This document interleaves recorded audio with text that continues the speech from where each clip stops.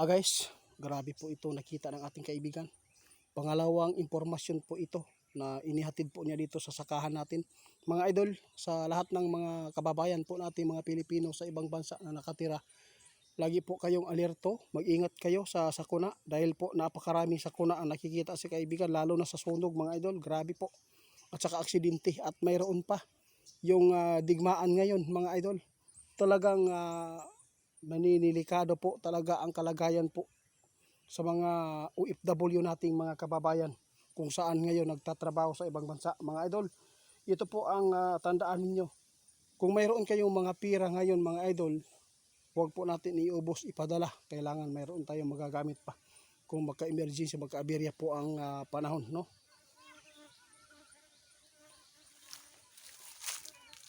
Salamat. Oh, grabe po ang nakikita. Nagpaalala si kaibigan sa mga OFW na hindi po iubos ang pira nyo para may magagamit pa kayo. Dahil nakita ng ating kaibigan, grabe, lalaki po ang kaguluhan sa digmaan mga idol.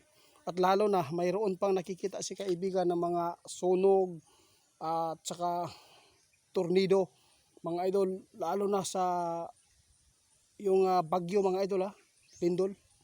Mag-ingat-ingat po tayo. Kailangan po natin na maging alisto. Huwag tayo magpapanik. Kailangan makahanap tayo ng mga area na masisilungan natin. Grabe po yung mga putakti dito mga idol. Ang dami. Nangangagat na sa ating kaibigan.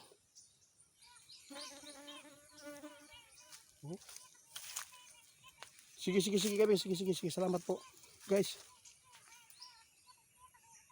Wow, ito po ang hindi maganda mga idol.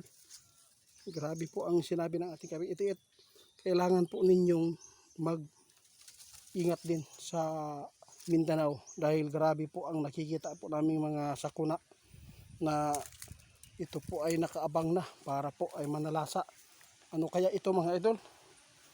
Kaya lahat po tayo mga idol, mayroon ng babala sa kaibigan, may paalala na maghanda po tayo sa mga mangyayari dito sa mundo. Dahil talagang palapit na ng palapit mga idol ang hinuhulaan ng ating kaibigan na sunod-sunod po ang kalamidad at sakit at yung mga binabanggit po natin kanina.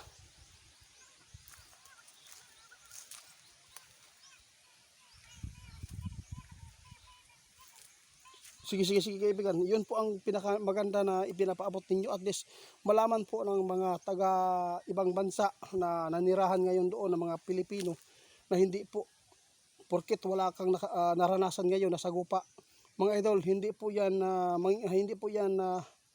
mangyari na walang masasagupa at hindi kayo maka-experience po ng mga paglindol at paglaki ng tubig, mga ano pang mga klase-klaseng mga pangyayari ngayon na nasasagupa natin dito sa mundo.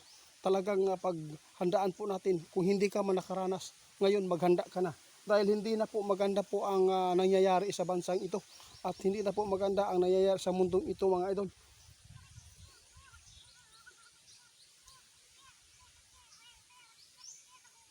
Grabe. Guys, ito po ang pinaka-sentro ng ating kaibigan na ipinapaabot. Yung digmaan guys, ingat.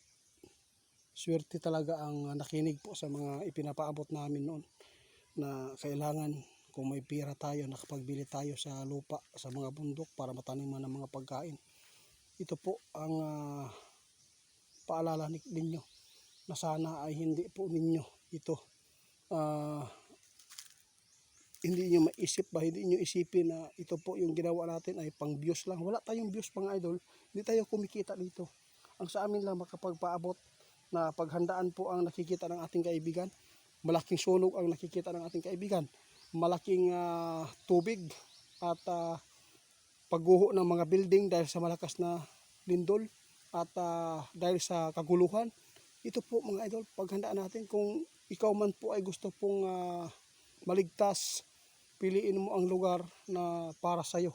Kung gusto po ninyo ng katahimikan na hindi po kayo naaapektuhan sa mga anumang nangyayari sa mundong ito.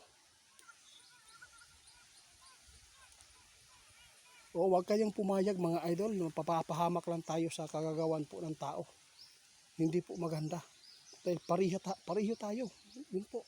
Sabi ng ating kaibigan, be aware tayo lagi sa paligid natin. Kailangan po natin pagmasdan lahat ng nangyayari para hindi mapapahamak ang mga anak natin, mga idol.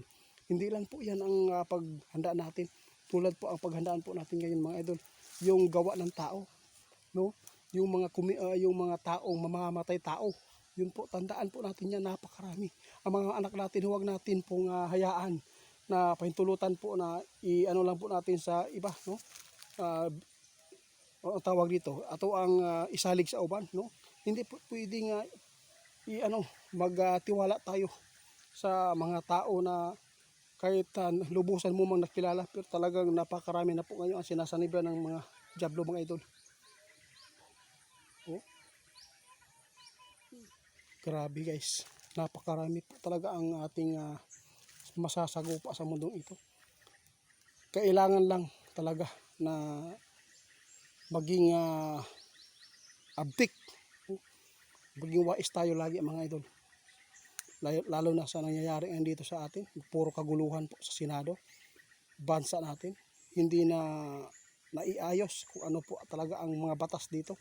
Parang sila lang talaga ang nagbaloktot mga idol. Tandaan natin, ang sakuna, ang pagkaroon po ng kaguluhan, yun po ang ating paghandaan ngayon mga idol. Mga OFW, ingat, ingat. Tayo sa kaibigan ngayon, pangalawang impormasyon po ang kanyang ibinibigay po dito sa ating sakahan. Salamat kaibigan.